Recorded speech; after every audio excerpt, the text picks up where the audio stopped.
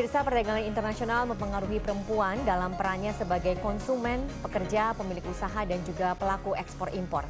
Keterbukaan informasi publik menjadi poin penting untuk memperluas serta memperkuat pengetahuan dan keterampilan perempuan untuk menembus bisnis ke pasar internasional.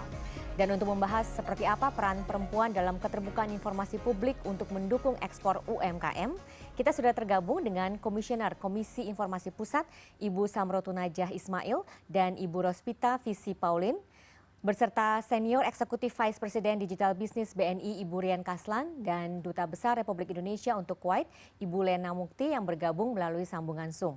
Apa kabar semuanya ibu-ibu? Baik, Alhamdulillah baik ya. Kita sapa Ibu Lena. Ya, apa kabar Bu Lena? Alhamdulillah sehat. Sehat ya Bu ya, baik. Alhamdulillah sehat ya. Iya, kita hari ini akan berbincang mengenai keterbukaan informasi begitu ya. Nah, jadi saya ingin ke Ibu Samrotu Najah dulu selaku Komisioner Komisi Informasi Pusat. Ibu, ini kita tahu bahwa keterbukaan informasi ini adalah keniscayaan begitu. Nah, mungkin bisa jelaskan seperti apa sih keterbukaan informasi menurut Undang-Undang Nomor 14 Tahun 2018? Iya, tentunya kalau bicara keniscayaan itu pasti sudah sangat penting dan mendasar. Ini juga sesuai dengan amanah Undang-Undang Nomor 14 Tahun 2008. Bahkan di pasal 28F Undang-Undang Dasar 1945 juga menyebutkan antara lain bahwa memperoleh informasi adalah hak setiap orang. Nah, kalau berbicara dengan keterbukaan informasi publik, ini semua pada dasarnya saya mengacu kepada Undang-Undang Dasar yang disebut tadi. Iya. Bahwa keterbukaan informasi publik salah satu tujuannya adalah mengedepankan kepentingan publik itu sendiri dalam melibatkan masyarakat untuk berperan aktif dalam penyelenggaraan negara yang baik dan transparan serta akuntabel yang dapat dipertanggungjawabkan. Oke, Ya. baik. Nah, Ibu Lena, tadi kita sudah dengarkan penjelasan Ibu Samro mengenai keterbukaan informasi ini yang tentunya juga memudahkan pelaku ekspor untuk melakukan ekspor begitu ya. Nah, di Kuwait sendiri ini bagaimana Bu? Apakah apa saja produk-produk kira-kira yang diminati dan kemudian juga bagaimana peluang ekspor UMKM asal Indonesia ke Kuwait? Negara Kuwait sendiri ini penduduknya kalau Kuwaitisnya itu hanya sekitar 1,3 juta penduduknya. Tetapi migrant workers-nya dan ekspatriat termasuk orang asing yang ada di sini ini sekitar 3,3 juta. Jadi jauh lebih banyak pendatangnya daripada Kuwaitinya sendiri. Untuk pangsa pasar di Kuwait ini, meskipun penduduknya kecil ya Mbak Lucia, hanya tadi saya sebutkan sekitar 1,3 dan antara laki-laki dan perempuan juga seimbang persentasenya, yang perlu dicatat untuk pelaku UMKM di tanah air adalah bahwa pertama, meskipun sedikit penduduknya, tetapi spendingnya orang Kuwaiti ini itu sangat besar. Jadi kalau kita mungkin beli barang hanya satu, Kuwaitinya ini kalau suka dengan barang itu, bahkan harganya mahal, itu mereka pasti akan beli. Jadi bisa 5-6 kali dari spendingnya kita, Mbak Lucia. Oke. Jadi cukup besar pangsanya. Yang kedua, produk UMKM yang bisa masuk ke Kuwait ini adalah yang sophisticated. Ya, boleh dikatakan yang namanya barang branded, kalau di Indonesia mungkin hanya kita lihat di kalangan menengah ke atas, tetapi kalau di Kuwait, barang-barang branded itu sesuatu yang biasa, Mbak. Tapi soal keterbukaan publik tadi yang disampaikan oleh Mbak Komisioner Samrotu Najah ini, di sini sesuatu yang mudah lah. Ya. Tidak serumit dan tidak sekomplikated di tanah air. Baik Ibu Lena, jadi intinya pangsa pasarnya besar, tapi bagaimana supaya kita bisa berkompetisi begitu dengan negara lainnya. Ibu Rian, ini dari BNI sendiri ini bagaimana bentuk dukungan kepada pelaku UMKM, terutama perempuan pelaku usaha ya, supaya mungkin produk-produknya bisa berkompetisi dengan negara-negara lain, kita Indonesia tidak kalah begitu. Betul, betul. Terima kasih Mbak Lucia dan senang juga ya mendengar tadi masukan dari Ibu Dubes terkait dengan kendala-kendala apa yang dialami oleh para UMKM. Iya. Karena memang itu tujuan kami di BNI dalam memberikan dukungan kepada para UMKM, khususnya UMKM wanita. Karena menurut data UMKM di Indonesia ini yang lebih dari 60 juta, itu lebih dari 64% antara dimiliki atau dikelola oleh perempuan. Wow. Jadi memang peran wanita atau perempuan dalam UMKM ini sangat tinggi. Salah satu bentuk dukungan kami di BNI dan tentunya meleverage posisi kami juga sebagai salah satu bank himbara yang memiliki network luar negeri yang sangat luas, yaitu adalah bagaimana membantu para UMKM ini menjadi lebih kuat bukan saja di dalam negeri tapi juga siap bersaing secara global. Iya. Dengan itu kami memiliki sebuah inisiatif yang kami sebut dengan Expora. Expora ini sebenarnya adalah singkatan dari ekspor dan juga diaspora.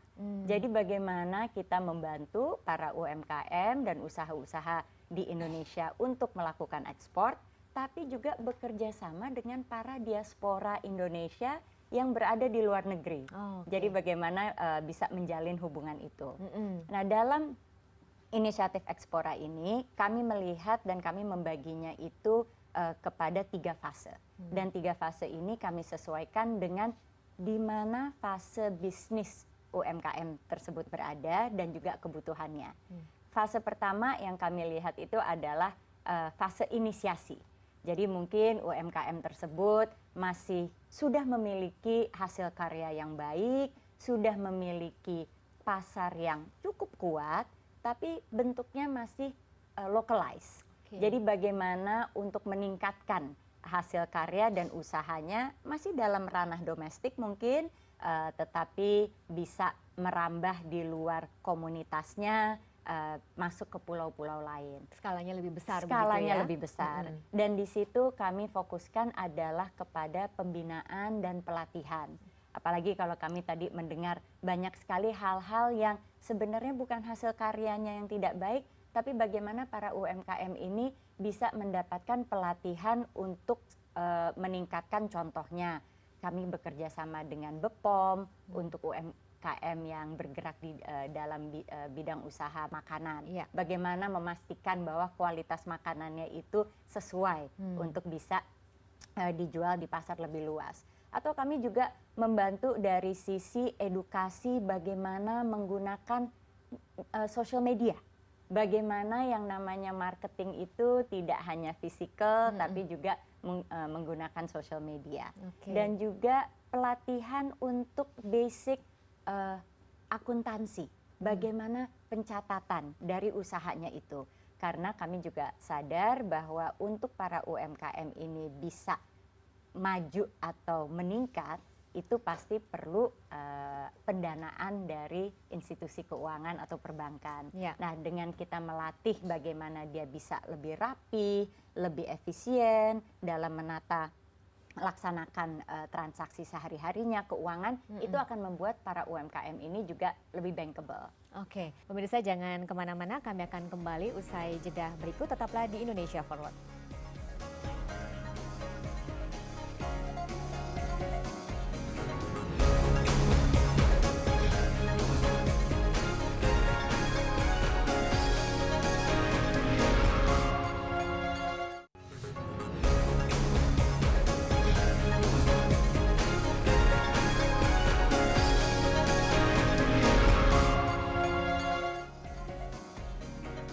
Ya, Anda masih di Indonesia Forward dengan tema andil perempuan dalam mendukung ekspor UMKM, dan kita masih berbincang dengan beberapa narasumber di sini. Kita kembali ke Ibu Rian Kaslan yang tadi sudah menjelaskan sedikit ya tentang digitalisasi perbankan. Ini bagaimana jadi upaya BNI yang dilakukan dalam pemberdayaan perempuan supaya bisa meningkatkan ekspor ini dengan digitalisasi perbankan. Iya.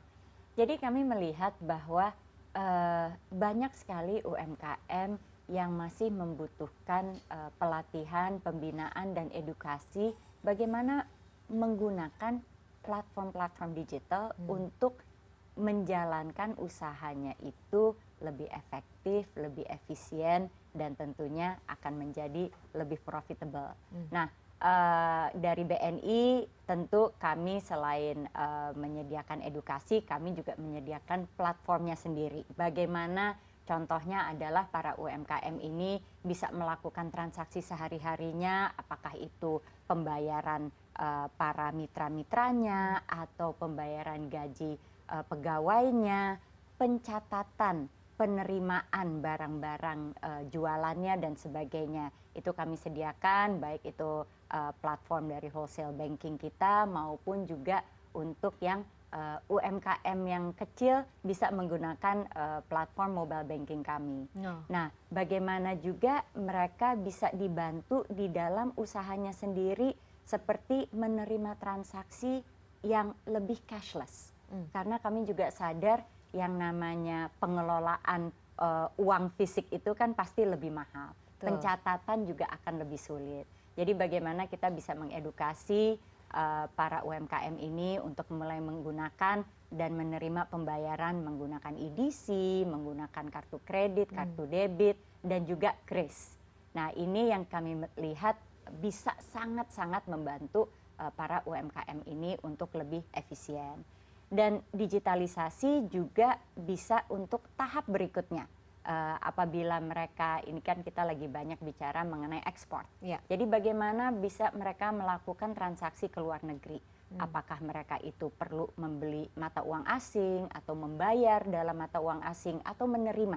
Dan itu kami sediakan semua di layanan digital kami.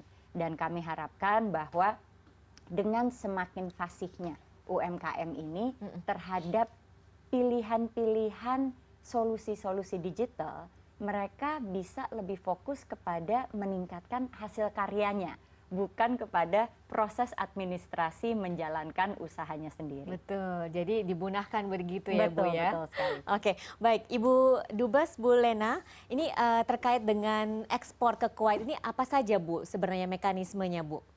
Kuwait dikenal sebagai net importer ya Mbak, karena 99% seluruh kebutuhan Kuwait itu didatangkan dari luar. Jadi luar biasa potensinya di Kuwait sendiri. Jadi peluang-peluang ekspor yang ya seluruh barang kebutuhan itu bisa masuk ke Kuwait. Tapi dengan syarat yang tadi Mbak, syarat yang bahwa ya, selain sophisticated dia juga aman dikonsumsi. Contohnya misalnya Mbak ya, dari minyak goreng, dari minyak goreng, konsumsi garam, konsumsi kebutuhan sehari-hari, itu semuanya harus memenuhi standar yang aman di Kuwait. Dan berapapun mereka pasti akan beli Mbak, asal barang itu ya tadi bisa ya dengan syarat yang tadi, syarat yang kondisi sangat aman. Pelaku usaha UMKM agar bisa menyampaikan, mengekspor hasil produksinya itu, yang pertama bagaimana mereka bisa didampingi untuk membuat e-katalognya. Karena kan tadi Bu Rian ya dengan jarak yang cukup jauh itu bisa didekatkan dengan sistem digitalisasi ya Bu Rian tadi ya. Jadi e-katalog yang pertama itu yang dibutuhkan oleh para importir yang ada di Kuwait. Dari situ dulu, dan nanti kalau dari e-katalog biasanya mereka akan memilih yang sesuai dengan tren atau pangsa pasar yang ada di sini. Setelah itu dikirim kayak semacam dummy atau contohnya Mbak ya, Mbak Lucia. Dan untuk menjaga kontinuitas keberlangsungan ekspor dari tanah air, ya kualitasnya tetap harus dijaga. Yang kadang-kadang kan ya terjadi ya Mbak ya, sampelnya bagus, e-katalog sudah bagus, sampelnya bagus, tapi begitu barangnya dikirim kok tidak sesuai dengan apa yang dicontohkan atau dikirimkan. Nah ini juga menjadi tantangan ini Mbak. Terima kasih ya Ibu Lena ya sudah menjadi perwakilan Indonesia di sana betul-betul ya, menampilkan barang-barang dalam negeri begitu. Baik, ini kembali lagi kepada soal informasi publik yang memegang peranan penting begitu ya dalam mendukung ekspor. Kita ke Ibu Vici. Bu Vici, seperti apa sih tugas dan tanggung jawab Badan Publik dalam keterbukaan informasi publik ini? Baik, Mbak Lucia, kalau kita bicara tentang badan publik, kita harus tahu dulu nih definisi badan publik itu apa saja sih. Jadi definisi badan publik adalah lembaga eksekutif, legislatif, yudikatif, atau badan lainnya yang tugas dan fungsinya ini berkaitan dengan penyelenggara dan penyelenggara negara. Ya. Dan anggarannya berasal dari APBD, APBN, sumbangan masyarakat, dan atau bantuan luar negeri. Salah satunya terpenuhi, dia merupakan unsur dari badan publik. Nah, dalam keterbukaan informasi publik ini, badan-badan publik ini dituntut untuk membuka semua informasi yang dikuasainya. Jadi dulu sebelum ada Undang-Undang Keterbukaan Informasi, 90% informasi di badan publik ini dinyatakan informasinya tertutup atau rahasia. Tetapi setelah era keterbukaan, maka 90% di badan publik ini informasinya sifatnya terbuka dan harus diumumkan kepada publik. Hanya 3 kategori yang masuk kategori tertutup adalah informasi yang berkaitan dengan kerahasiaan negara, kemudian informasi yang berkaitan dengan kerahasiaan bisnis, dan informasi yang berkaitan dengan rahasia pribadi. Di luar itu semua harus dibuka kepada publik. Nah, kewajiban badan publik di era keterbukaan ini adalah memberikan akses, kemudahan akses bagi masyarakat untuk bisa mendapatkan informasi 90% yang dinyatakan terbuka itu secara mudah, cepat, dan murah. Gitu. Nah, yang namanya informasi terbuka artinya tidak boleh ada apapun yang menghalangi. Misalnya harus masukkan melampirkan fotokopi KTP, atau harus memasukkan password, atau kita harus login dulu baru bisa dapatkan informasi tersebut. Tidak ada seperti itu ya? Tidak seperti itu. Jadi secara otomatis kita bisa mengakses melalui website resmi. Tidak ada biaya-biaya apapun Tidak gitu ada. ya Bu Jadi ya? keterbukaan informasi mewajibkan badan publik harus mempunyai website resmi di mana masyarakat bisa mengakses semua informasi secara mudah dan cepat. Dan yang paling penting ditekankan bahwa informasi tersebut harus mempunyai nilai guna.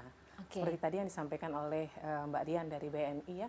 Jadi banyak informasi-informasi di BNI yang sebenarnya mempunyai nilai guna yang besar nih untuk diketahui oleh masyarakat. Nah, keterbukaan informasi ini melihat apakah BNI sudah membuka ruang seluas-luasnya masyarakat bisa mendapatkan informasi tersebut secara mudah. Nah, kemudian penggunaan teknologi juga kita tekankan supaya masyarakat nggak perlu lagi nih datang ke kantor badan publik untuk dapatkan informasi ya. Cukup buka website, semuanya tersedia secara terbuka gitu. Nah, gitu. Nah, bagaimana keterbukaan informasi ini kemudian mendukung ekspor UMKM? Kita akan bahas lebih lanjut lagi nanti. Pemirsa jangan kemana-mana, tetaplah di CNN Indonesia Forward.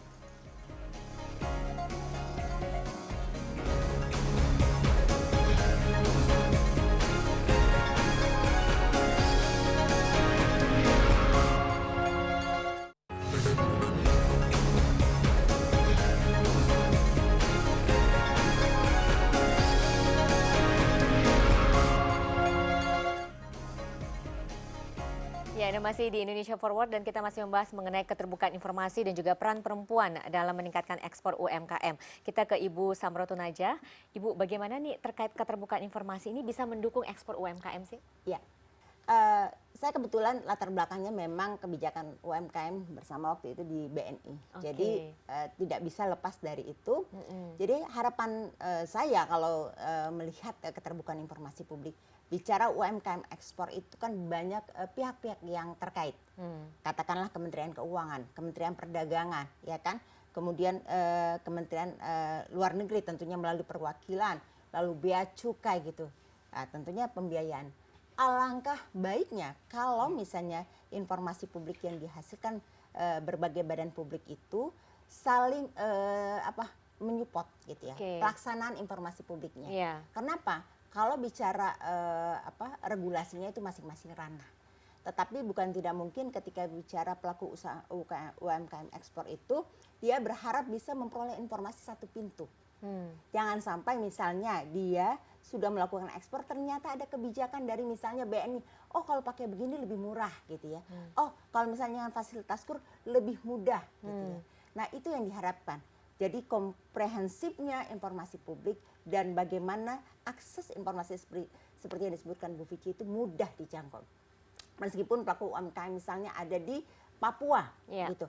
Atau tentunya kita fokusnya kepada perempuan ya, karena kita bicara tentang andil perempuan. Nah harapannya juga para perempuan yang mempunyai posisi di badan publik seperti yang di posisinya Bu Dubes, tentu kami yakin lah Bu Dubes sedemikian rupa kalau kami melihat update info yang luar biasa Bu Dubes ini untuk mengedepankan UMKM ekspor.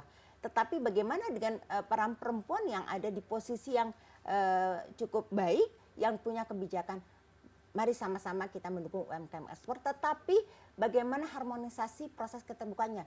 Misalnya tadi pendampingan, jangan hari ini didampingi oleh disupport oleh BNI, besok lusa datang lagi dari bank lain. Kenapa enggak kita satu kesatuan saja? Lalu bagaimana edukasi untuk ekspornya juga satu kesatuan. Ada misalnya pihak Bea Cukai atau pihak dari Kemenlu, sehingga UMKM itu lebih kompetensi pemahamannya lebih komprehensif. Itu sih yang saya catat.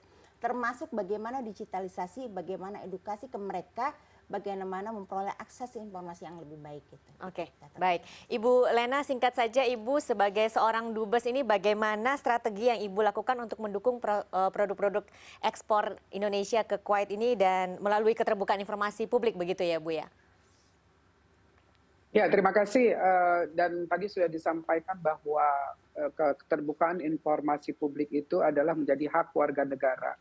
Termasuk juga bukan saja ke warga negara, Mbak Lucia, tetapi kami sebagai Kepala Perwakilan RI, sebagai Duta Bangsa, ini juga yang pertama tentu dari pihak stakeholder terkait, pembuat kebijakan juga harus disosialisasikan ini, Mbak Lucia. Ya. Jadi kami nggak perlu mencari-cari atau menginisiasi sendiri, tetapi itu sudah menjadi program yang terintegrated, yang kami ini ketika mencari informasi itu tidak sulit. Terima kasih Ibu Rian. Dari BNI sendiri ini bagaimana mempersiapkan para pelaku UMKM terutama perempuannya supaya bisa bersaing di kancah global ini? Betul.